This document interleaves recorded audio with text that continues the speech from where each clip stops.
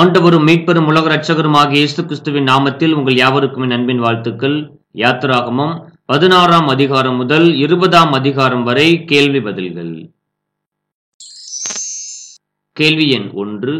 எந்த வனாந்தரத்தில் இஸ்ரவேல் சபையார் எல்லாரும் மோசேக்கும் ஆரோனுக்கும் எதிராக முறுமுறுத்தனர்? விடை சீன் வனாந்தரம். கேள்வி எண் 2. சபை தேவ சந்நிதியில் கூடியிருக்கையில் ஆரோன் பேசிக் கொண்டிருக்க சபையார் வனாந்தர திசையாய் பார்த்தபோது எதை கண்டார்கள்?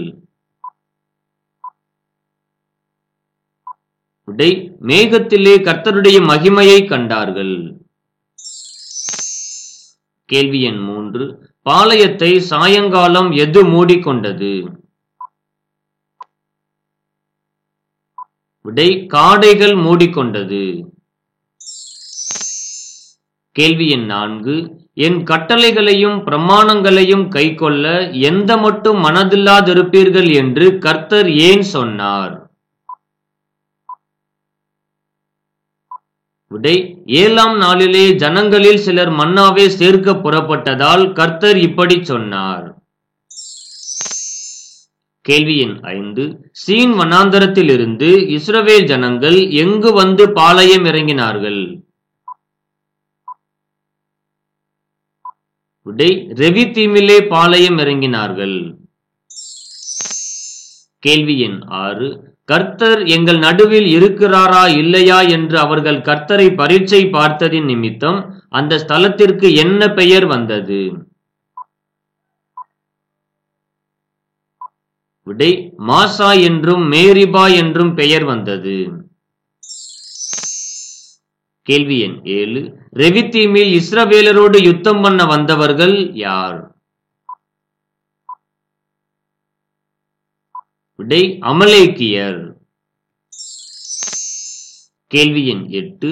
யோசுவா யுத்தம் பண்ணிய போது மலை உச்சிக்கு சென்றது யார்? விடை மோசே, ஆரோன், ஊர். கேள்வி எண் 9. ரெவிதீமிலே மோசே கட்டிய பலிபீடத்துக்கு என்ன பெயரிட்டார்? விடை யெகோவா நிசி என்று பெயரிட்டார். கேள்வி எண் 10. கர்த்தருடைய சிங்காசனத்துக்கு விரோதமாக இருந்த கை யாருடையது? விடை அமலேக்கின் கை கர்த்தருடைய சிங்காசனத்துக்கு விரோதமாயிருந்தது.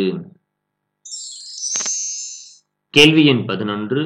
தேவன் மோசேக்கும் இஸ்ரவேல் புத்திரருக்கும் செய்த யாவையும் எகிப்திலிருந்து இஸ்ரவேல் புத்திரர் புறப்பட்டதையும் கேள்விப்பட்டது யார்? விடை மோசேயின் மாமனாகிய எத்திரோ கேள்விப்பட்டார். கேள்வி எண் 12.